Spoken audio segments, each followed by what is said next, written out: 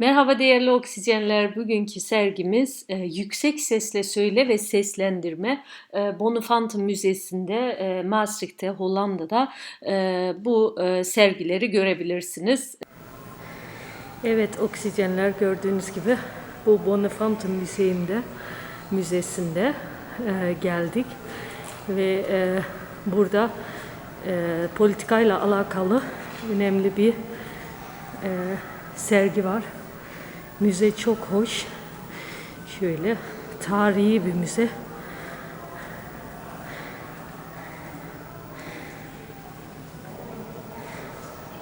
Burada da başka bir sergi var, Voice Over. Ona daha sonra yukarı çıkacağız. Son yıllarda gördüğümüz gibi dünya çapında aşırı milliyetçilik, yabancı düşmanlığı ve izolasyonculuk ifadeleri ortaya çıktı. Hareket özgürlüğü üzerindeki kısıtlamalar, ifade özgürlüğüne getirilen kısıtlamalarla maalesef ele gidiyor. Katılan sanatçılar bu tür şiddet ve dışlanma biçimlerine karşı protesto olanaklarını araştırmışlar. Bu şekilde insanın ön yargısını kırma ve ortadan kaldırma becerisini bizleri bu sergiyle keşfettirmeye çalışıyorlar. Evet, şu anda Voice Over sergisine vardık. Voice Over sergisi dediğim gibi politikayla alakalı bir sergi. Politik sistemlerle, insanların politiğe karşı düşünceleriyle şu anda göreceğimiz eserler de o insanları yansıtıyor. Yani bu insanlar aslında suçu ne? Politik karar veriyor ve insanlar ölüyor, bombalanıyor.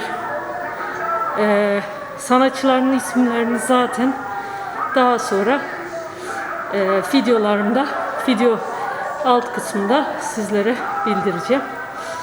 Tabii ki maskeyle dolaştığım için biraz nefessiz kalıyorum. Çünkü maskesiz dolaşmak müzede yasak. Hem konuşup hem kendi oksijenimi içerisine aldığım için biraz nefessiz kalıyorum. Az sonra göstereceğim çalışma bozuk sesleri, metalik seslerin bir synth pop şarkısındaki hıçkırıkları andırdığını ve otomatik bir duaya benzediği bir şarkıyı birlikte söyleyecektir. Sarsıntılı, tekrarlayan vücut hareketlerine sahip karakterler görünüyor ve kayboluyor. Arka planda ise İsrail duvarının görüntüleri ve İsrail'in işgali ve diğer müdahaleler var. Bu video Mart 2018'den Aralık 2019'una kadar her cuma Gazze şeridi sınırında gerçekleşen büyük dönüş yürüyüşüne katılanların avatarları aslında. Yürüyüş Filistinli mültecilerin Filistin'e dönme hakkı ve 2016'dan beri İsrail'in şiddet ve devam eden Gazze kuşatmasına karşı bir mitingdi.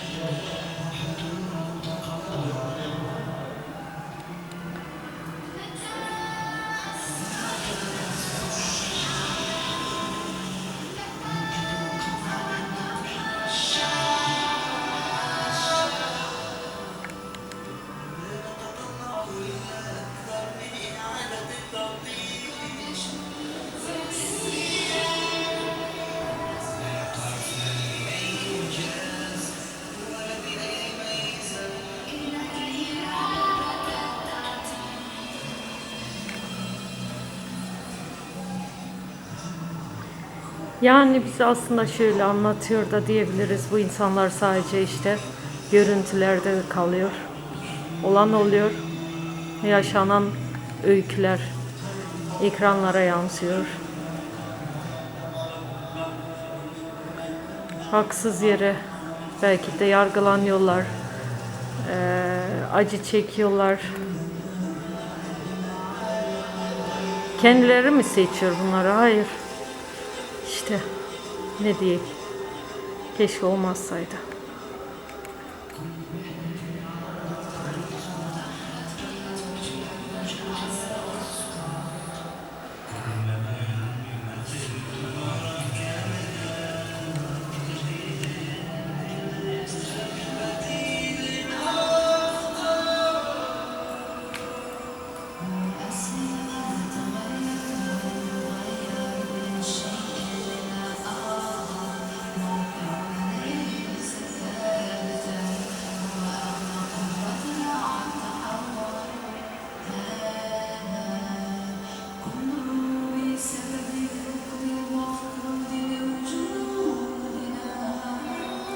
Yani aslında ağıt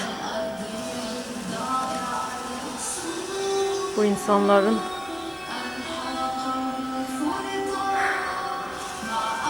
aslında bana da biraz fenalık geldi çünkü baya bir ağıtlı bir anlamazsam da çok üzücü bir Arapça bir şarkı olduğunu hissedebiliyorum. Tabii ki İngilizce yazılanları da altta tercüme olarak göreceksiniz, okursunuz anlamlarını.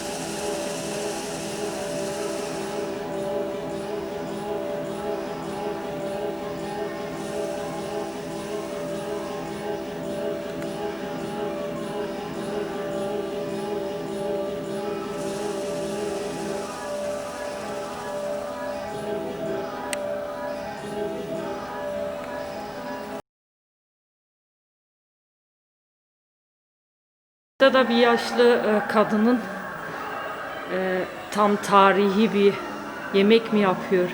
Yemek değil, zannedersem hamur yoğuruyor ama topraktan. Acaba ne yapacak? Tam ilkel bir yaşamı görüyorsunuz karşımızda. Onu yansıtıyor. Biz burada teknoloji olan bir yaşam sürerken bu insanlar hale ilkel durumda yaşamaya çalışıyor. Şurada da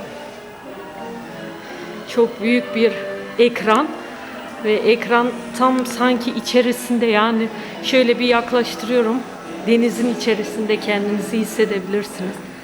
Yani bu da şeyi yansıtıyor, yani göç eden insanlar, yani Suriye'den işte yeni yaşam kurmak isteyen insanların sonunu aslında bizlere gösterdiğini görüyorsunuz burada. Yani onu tam yansıtmış. Acaba hangi aileler, hangi çocuklar, hangi insanları bu deniz yuttu? Çok korkunç bir görüntü. Çok büyük bir ekran. Aşağı yukarı 10 metreye, 6 metre yüksekliğinde, önünde durduğunda kendini denizin içerisinde hissediyorsun. Bu seslendirmenin teknenin canlı simülasyonundaki görüntüsü ile kombinasyonudur. Bu imaj politik ve ekonomik alanlardan etkilenir. Medyanın manipülasyonunu da ortaya çıkarıyor. Yani başka bir deyimle sahte haber olarak adlandırılan şey ve güç ilişkilerini belirlemekteki rolünü de gösteriyor. Az önce dediğim gibi bu mülteci bir teknesi ama aslında sanatçının burada vurgulamak istediği şey batan bir teknenin görüntüsü mülteci krizinin bir sembolü haline geldiğini vurgulamaktadır. Bu film dünyayı terör ve şiddetle yöneten ve yönlendirenlerin rolüne de gönderme yapıyor.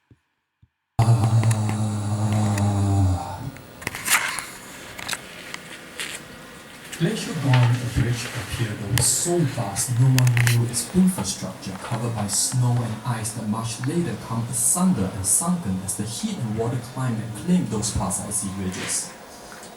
Hope happy this field gathered one after before, a self-same tradition together came to left in herd tribes over climate ploughed land. People depart people with seeds on them in distance as earth spread open as butter upon bread. Hoby moo.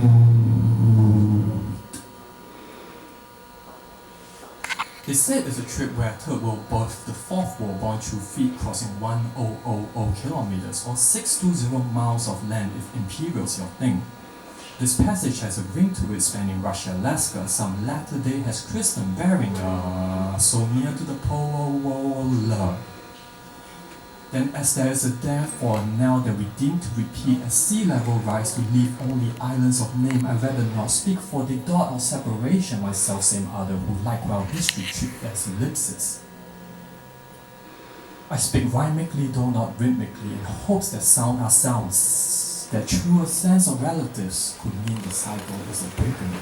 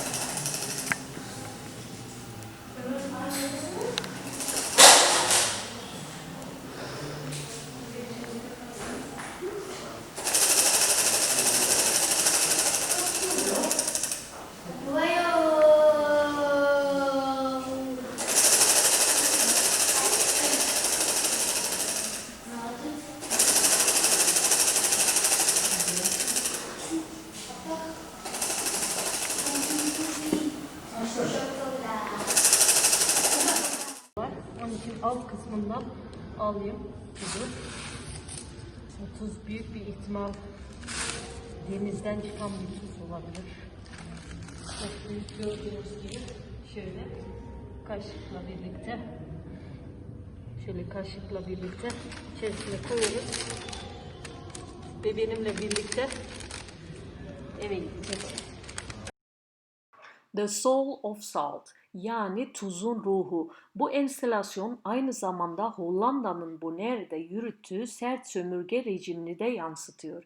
Hollanda için önemli bir gelir kaynağı olan Bonaire'ın tuz düzlüklerinde tuz çıkarmak için köleleştirilmiş insanlar insanlık dışı koşullarda çalıştırılmış.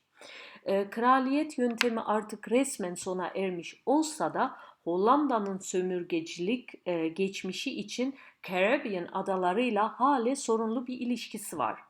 Hollanda hükümeti yeni yani bu olay aslında deniz aşırı illeri ekonomik aleyhine bir kredi teklif ettiğinde sömürgeci geçmişi yine yüzeye çıktı. Neden mi? Hollanda'nın adalar üzerinde daha fazla idare etkiye sahip olması koşuluyla korona krizi için kredi veriyormuş.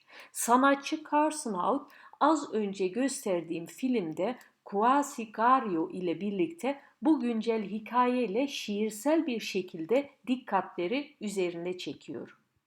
Bu tuz dağından tuz neden götürebiliriz? Sanatçı Caribbean kültüründen bir hikayeden etkilenmiş. Köleleştirilmiş Afrikalıların artık tuz yemediklerini çünkü bunun onları daha hafif yapacağını ve Afrika'ya uçurabileceklerini düşündükleri için yemiyorlarmış. Enstalasyon köleleştirilen kederi ve eve dönme arzusunu ifade ederken aynı zamanda hayal gücünü ve düşünce özgürlüğünü sembolize ediyor. İnsanlar eve götürdüğü tuzu suda çözebilir. Sanatçı bu şekilde geçmişin acılarının bir kısmının çözdüğünü ve durulduğunu söylüyor. I've heard the salt coursing through veins, trying to understand why it is that we lick rocks, why it is that sand could not be ingested, why it is that we leave footprints where we don't see them. There are whispers that we carry with us. The whispers of sights, of sound, the whispers of movement. I've heard the whispers Evet, of burada da zaten parents stand up on the back of 30'un their neck, telling you that this is not a place of safety. kendisini görüyoruz. Az önce 30'dan da bir torbaya aldığımızı size göstermiştim. What the cries are that you can't hear.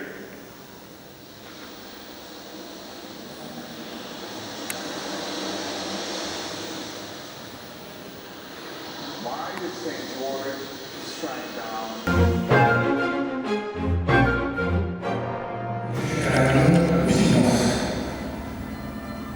Tu penses que c'est facile de publier des pendentifs de vie? Je suis pas l'homme qui voulait que je crée dans ta tête. En temps de guerre, il faut faire des choix. Oublier un choix. Parfois, il n'y a pas de bon choix à oublier. Et vous avez écrit. Pourquoi vous n'avez jamais répondu? Effacer quelqu'un est un choix. Tu ne sais rien à la Bu da aslında kölelik devrini anlatıyor. Hollanda'da ve tüm dünyadaki kölelik devrimini anlatıyor. Onunla alakalı bir sergi eseri, video sergisi. Bir aile. Au moment parler de vie. Oui, une vie. Je n'ai jamais gardé le souvenir de l'odeur de la coupe de monnaie, du parfum de ses cheveux, du timbre de sa voix. Que puis-je Bunlar da dokümenler. İşte bir köle olmasına neden yapabilen dokümen sadece rengi. C'est l'heure de mourir. Et je dois me lever toute ma mère. Je t'aime, mon fils.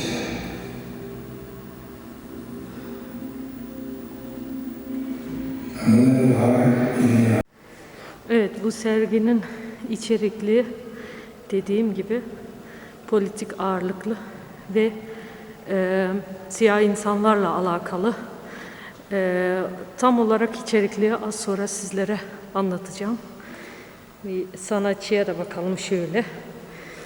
Şöyle, sanatçının ismi.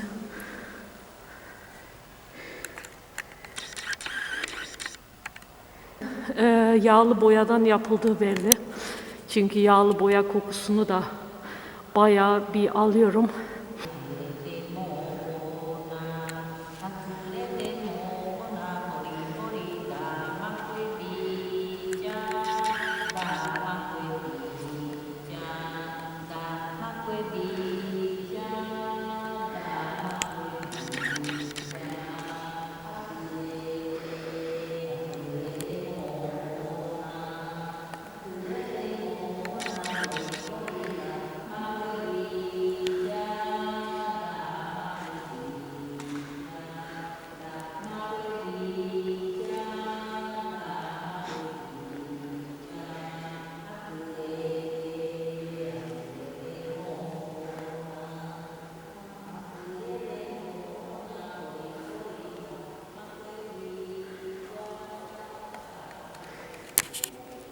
Az önce duyduğunuz şarkı Afro-Kolombiyalı topluluğundan bir hareket olarak Pacoruti'den geliyor.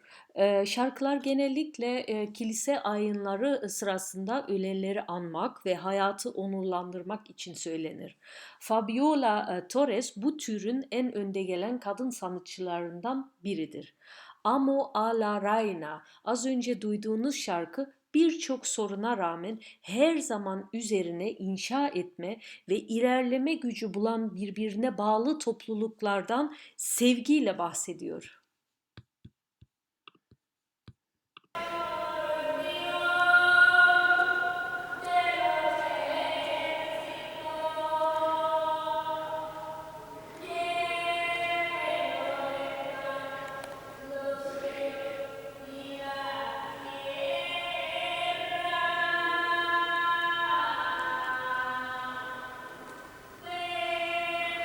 Yani Müzenin yüksekliğimizi görmeniz açısından yükseklik çekim yapıyorum size.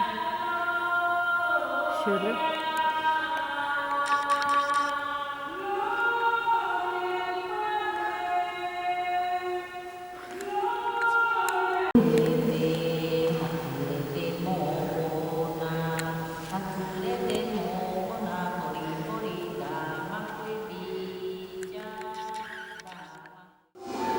Burada da Sibirya tebeşirinden yapılmış bir eser görüyoruz. Işıklandırması harika bir eser. Ama içerisinde bayağı bir korkunç bir görüntü var. Korkunçluğun içinde de gördüğünüz gibi hali bir insanın ışığa baktığını ve o ışıktan güç istediğini görüyoruz. Süper bir çalışma. Burada bir eli çapa, diğer elinde kalp tutan bir çocuk görüyoruz. Çocuğun cildi indigo boyasıyla lekelenmiş. Sanatçı kölelik geçmişiyle bağlantılı olarak acımasız indigo endüstrisine dikkat çekiyor. Diğer şeylerin yanı sıra kotlara ikonik rengini veren popüler boya uzun yıllar Amerikan köle tarlalarında yetiştirildi. Indigo endüstrisi bu nedenle köle ticareti ve Amerika'nın sömürgeleştirilmesi için büyük bir itici güç olduğunu vurguluyor. Sanatçı Saar bu eserinde doğrudan zengin bir İngiliz liderinin güzel giyimli oğlunu gösteren Gainsborough'in Blue Boy adlı tablosunu yaklaşık 1770'te atıfta bulunarak köleleştirilmiş indigo işçilerini ile zengin Avrupalılar arasındaki ilişkileri bizlere de gösteriyor. Evet, bu göstermek istediğim son eser. Daha farklı eserler de vardı ama seçmek zorunda kaldım. Sanatçılar gördüğümüz gibi tüm eserlerde sömürge tarihinin kendilerini ve çevrelerindeki dünyayı nasıl şekillendirdiğini genellikle kişisel bir bakış açısıyla bakmışlar. Kişisel deneyimlerini, kökenleri, kurumsal, ırkçılık ve cinsiyetçilik ve imaj oluşturma gibi daha büyük olaylara ve süreçlere bağlamışlar. Evet, serginin sonuna geldik.